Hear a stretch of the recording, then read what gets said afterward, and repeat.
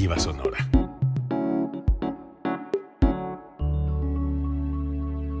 Código Libre.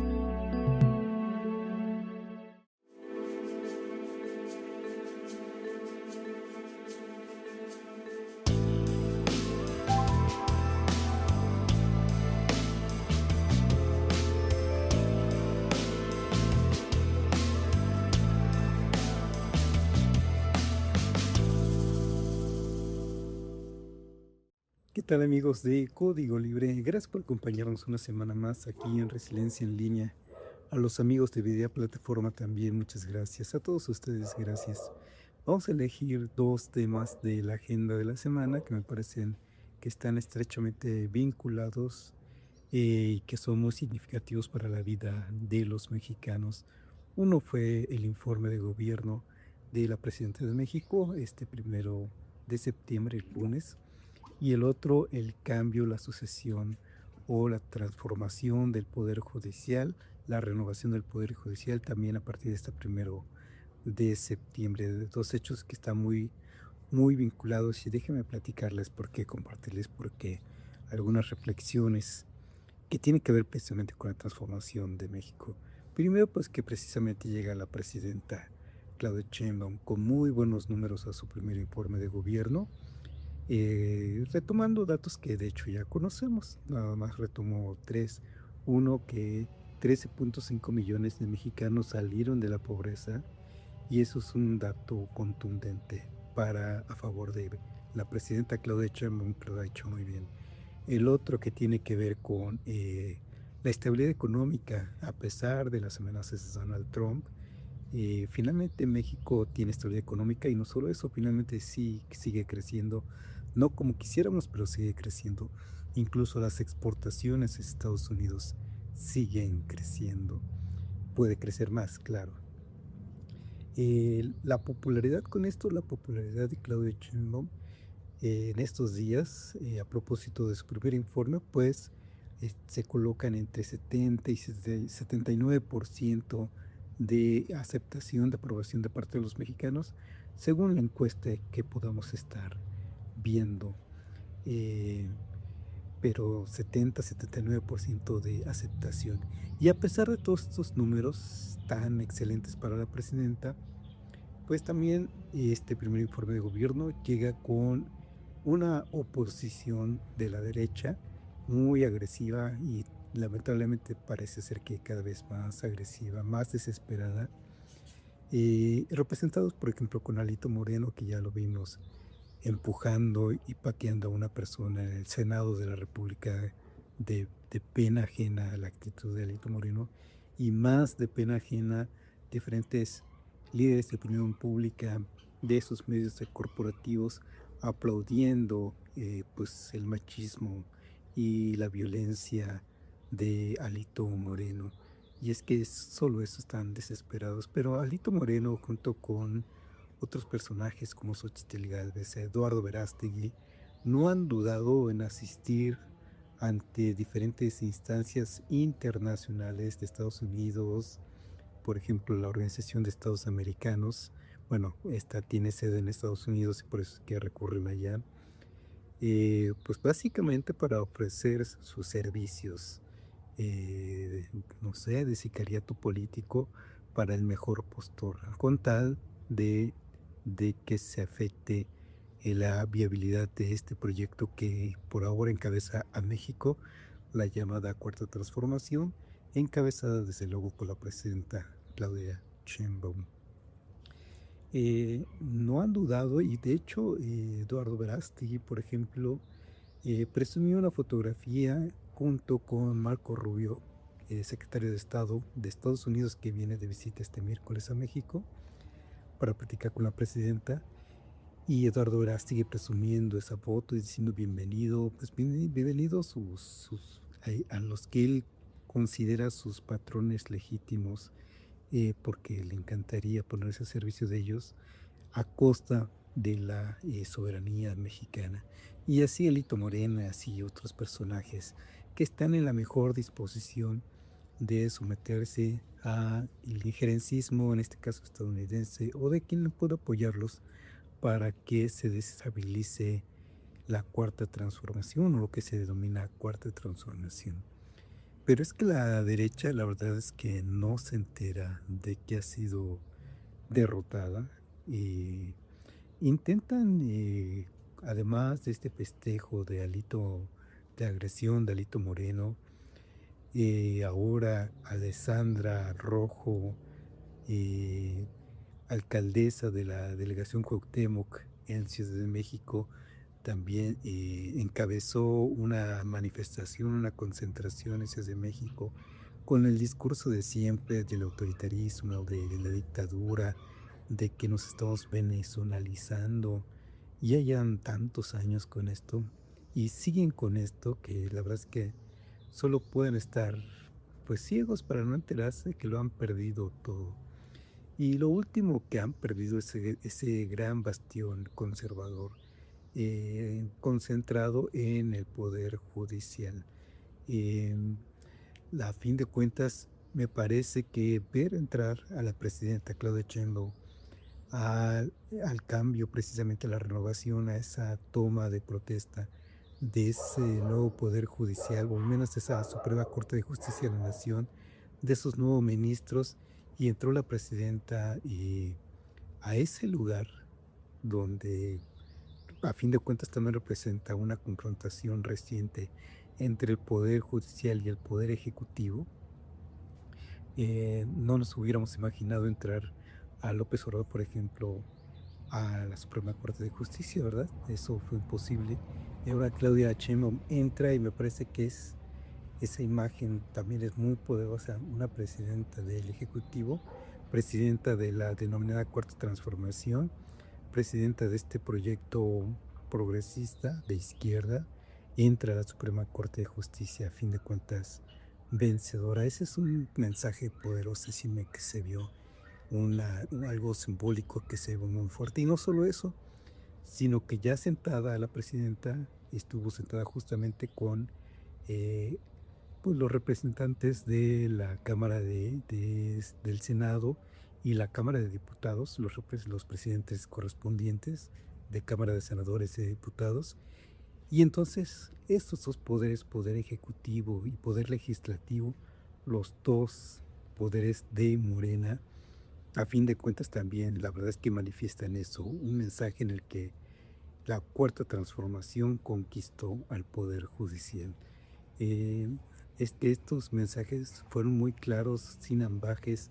Esto tiene que ver con esa acusación que se ha hecho desde la derecha de que ya Morena ha conquistado precisamente el Poder Judicial y que ahora el Poder Judicial va a hacer lo que Morena quiera y que fue Morena quien puso esos jueces, magistrados, ministros y que ahora estos jueces, magistrados y ministros le van a deber obediencia a la Cuarta Transformación, a la presidenta, qué tanto sí, qué tanto no. Bueno, en un momento más reflexionamos al respecto, pero lo que eh, a fin de cuentas se ve es que esa derecha política mexicana pues está derrotada, está vencida y actitudes como la de Alito no muestran más que desesperación. Un Alito que esperemos que sea desaporado.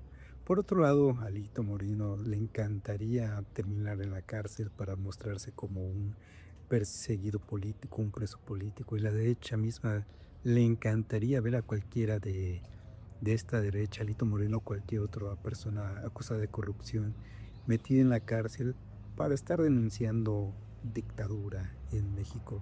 Así que va a ser, la verdad, muy difícil de que veamos a Alito Moreno en la cárcel, pagando por todas las acusaciones que tiene en contra, pero por lo menos que lo desafueren, ojalá que podamos llegar a ver eso.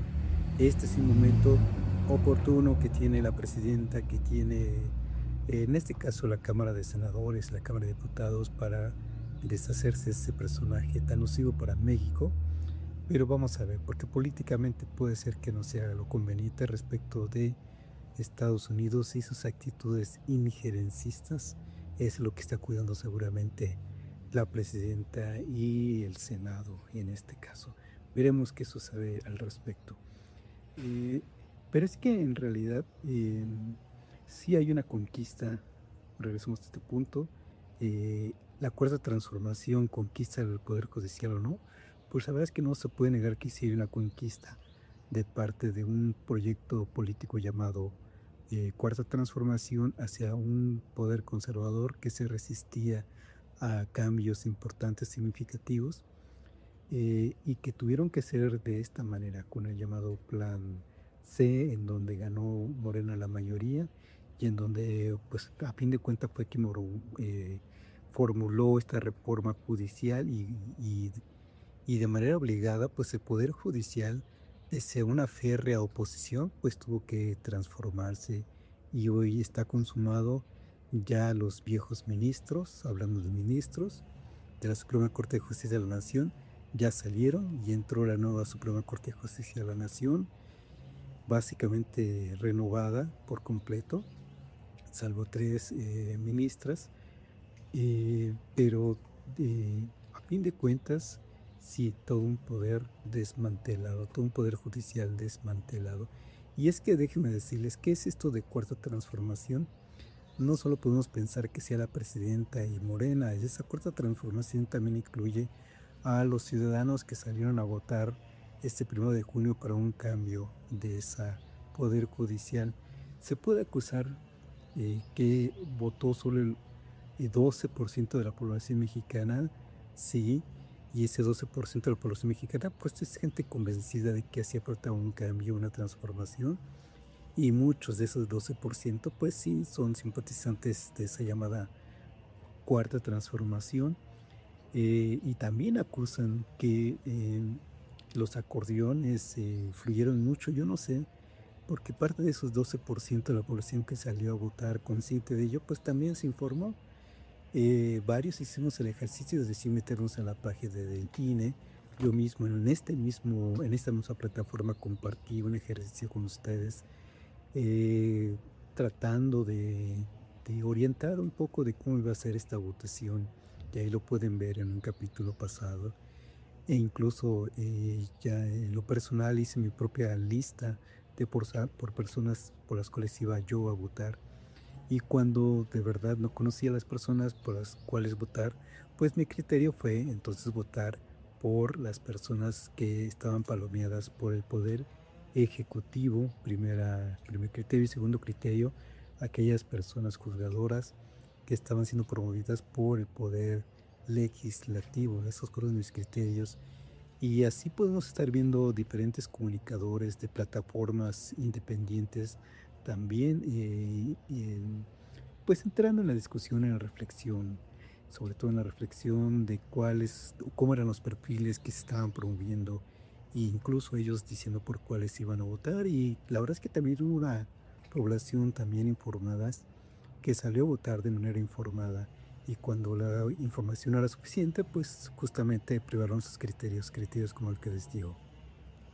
Votar por las personas palomeadas por un poder al que nosotros le tenemos simpatía. Así que no llegamos a ciegas a la votación. Ese 12% sí es poco, es bajo, pero a fin de cuentas aquí lo relevante es que ese 12% en todo caso es en buena medida aquellos simpatizantes de esa llamada cuarta transformación, y a fin de cuentas ese 12% se sumó a eso que se llama cuarta transformación. Y entonces esa cuarta transformación no solo son los partidos políticos de Morena, Partido Verde, PT, no solo la presidenta, Poder Ejecutivo, son también los ciudadanos simpatizantes de esa cuarta transformación, que estábamos convencidos de que hacía falta un cambio y por ello votamos. Me parece que puede ser así. Eh, Viene a un lado, trae esta parte de que a fin de cuentas la llamada cuarta transformación sí conquistó al Poder Judicial, pues trae desde luego una preocupación. ¿A qué costo va a ser esa conquista? Yo espero, en lo personal espero que funcione a partir de este momento, a partir del 1 de septiembre funcione la autonomía, se restablezca la autonomía o se instituya una nueva autonomía del Poder Judicial. Eh, Autonomía de los poderes fácticos, a eso me refiero, porque como entes políticos, el Poder Judicial, claro que es una entidad política, los ministros y todos los juzgadores son entes políticos, todos somos entes políticos y nos movemos conforme a ciertos principios políticos también, además de lo que establece la Constitución y lo que establece las leyes, las normas, también tenemos juicios políticos y vaya que la anterior Suprema Corte de Justicia de la Nación estuvo operando por facciones, por ciertos perfiles, bajo ciertas premisas políticas o ideológicas.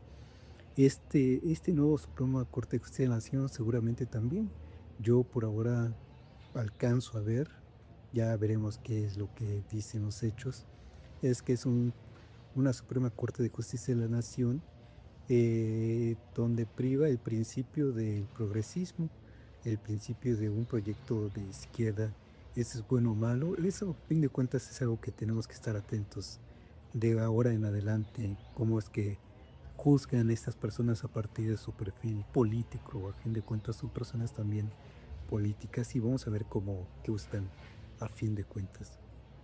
Pero la parte que nos preocupa es si efectivamente esas personas juzgadoras, no solo del Poder Judicial, no solo de la Suprema Corte de Justicia de la Nación, sino también magistrados, jueces, si efectivamente son quienes palomeó todos por completo la Cuarta Transformación, si de veras hubo injerencia a través de estos llamados acordeones, si de veras Morena operó para que los jueces, magistrados, ministros hayan sido los que ellos querían que quedaran, pues hay hechos que lastiman, también hay que decirlo, hay hechos que lastiman a la transparencia de este proceso en el que se eligió o se renovó ese poder judicial. En lo Si lo vemos ya en lo particular por distritos electorales, la verdad es que sí se dieron cosas extrañas en nuestro distrito en el que yo habito. Fue muy fuerte el trabajo, el esfuerzo que hizo una de las juezas que estaban en funciones. Estuvo muy fuerte su papel, muy de terreno. La gente sí confió en ella, votó por ella, muchas personas. Tal parece que tenemos claro eso, que votaron por ella. Y había una persona, su competidora, que pues nunca la vimos, nunca la conocimos, muchas personas, y sin embargo fue la que ganó. ¿Y cómo saberlo? Pues la verdad es que dejaron a muchos juzgadores en la indefensión, porque como sabemos todos, los representantes, los funcionarios de casilla que son ciudadanos, no contaron los votos, no los contaron, se los llevaron, los concentraron en ciertas oficinas distritales y ahí fue el conteo y ahí al menos las personas juzgadoras que estaban sometidas a ese proceso electoral pues ya no supieron si fue transparente o no la cuenta de esos votos y nos llevamos sorpresas como la que les comento, como que la que resulta que la que hizo un gran trabajo, un gran esfuerzo, un gran acercamiento con la gente, resulta que no ganó y ganó una persona básicamente desconocida para muchas personas. No damos nombres, claro, de una u otra parte, pero es un ejemplo de lo que sí pudo haber estado sucediendo y cómo reclamar las personas que aparentemente sintieron que ganaron, pues las dejan en la indefensión porque no pueden ver qué cantidad, no pueden ver como en otros procesos electorales las actas distritales o las mantas que se ponen afuera de cada casilla para poder estar por lo menos tomando fotografía de esos resultados, sumando esos resultados y ver si la tendencia estaba a favor o en contra. Lo lamentable sería que el poder político decida a partir de ahora quiénes van a ser los juzgadores o quiénes van a ser los integrantes del Poder Judicial, un Poder Judicial que debe ser autónomo. Y entonces esa parte sería muy lamentable. Espero de corazón que entre en funciones de manera importante este nuevo organismo denominado Tribunal de Disciplina Judicial, que sea la que empiece a limpiar todo esto, que sea la que vigile a esos nuevos juzgadores, si bien ya se colaron algunos o varios de esos juzgadores que aparentemente no tenían condiciones para ganar y aparentemente lo hicieron, pues que sea ese tribunal disciplinar, ese tribunal de disciplina judicial quien vigile realmente el buen trabajo, el buen desempeño de esta nueva generación de juzgadores. Si en este proceso electoral se hizo un daño, y un daño además tal parece irreversible, para juzgadores que participaron en el proceso electoral, que aparentemente tenían las opciones de ganar y que y que no salieron beneficiados por un aparente, pues, ¿cómo llamarle? Fraude a fin de cuentas. Eso es lamentable y no se va a poder resarcir, tal parece. Y pues esa es una parte que no nos deja, es una mancha que sí va a quedar en todo esto, es una cosa que no podemos negarle a estas personas juzgadoras que participaron en el proceso y que cómo se justifican estas cosas, hechos como estos. Pues simplemente no se puede justificar. Y lo que esperemos en adelante es que opere de manera eficiente este nuevo poder judicial, eficiente, transparente y con justicia realmente para los mexicanos. Y por otra parte está precisamente la parte de la esperanza que podamos estar viendo en este proceso.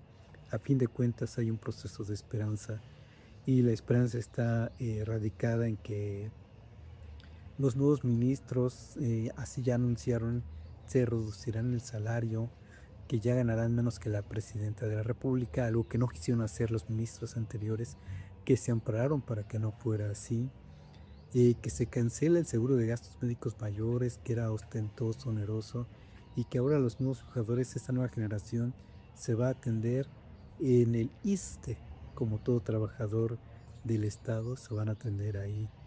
Y a fin de cuentas, su nuevo presidente de la Suprema Corte de Justicia de la Nación, Hugo Aguilar Ortiz, pues rompe el clasismo que existía, al menos en estas altas esferas del Poder Judicial. Una persona, Hugo Aguilar Ortiz, que es de origen mixteco, que usó una toga con flores en los puños y en la orilla de su toga, y la verdad es que luce muy bonita, y bueno, más que pueda verse muy bonita, que lo es, pues la porta con mucha dignidad. Recordemos que él no estaba dispuesto a usar la toga al principio, y dado que es una obligación por ley, pues por lo que vemos, la está adaptando en función de su identidad como indígena, como persona indígena. Y además, con su ceremonia también el 1 de septiembre no faltó también ceremonias, rituales cercanos a su identidad indígena. Él es licenciado de Derecho por la Universidad Autónoma de Benito Juárez de Oaxaca y maestría en Derecho Constitucional también por la misma universidad. En 1996, entre otros datos interesantes, es que en el 96 fue parte del Cuerpo de Asesores del Ejército Zapatista de Liberación Nacional, el EZLN, para estar redactando una constitución sobre derechos y cultura indígena. Y después pasó por otros cargos, pero en 2018 entró al gobierno federal, en donde fue coordinador de derechos indígenas del Instituto Nacional de Pueblos Indígenas, donde también encabezó los trabajos de redacción y revisión de la propuesta de iniciativa de reforma constitucional sobre derechos de los pueblos indígenas y afroamericanos. A fin de cuentas, lo que esperamos de parte de esta Suprema Corte de Justicia renovada y de todo el Poder Judicial renovado es que haya una mejor justicia para todas, para todos los mexicanos, que sea más equitativa ese trato hacia todas y todos los mexicanos. Le queda una agenda por delante muy fuerte, muy importante para este nuevo Poder Judicial, y esperemos que estén a la altura.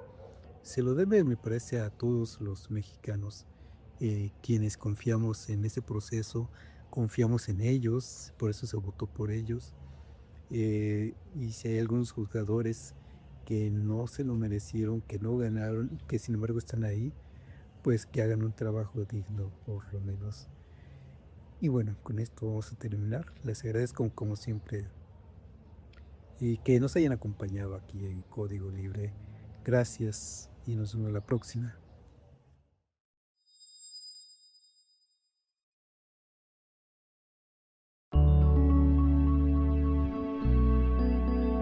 Código Libre.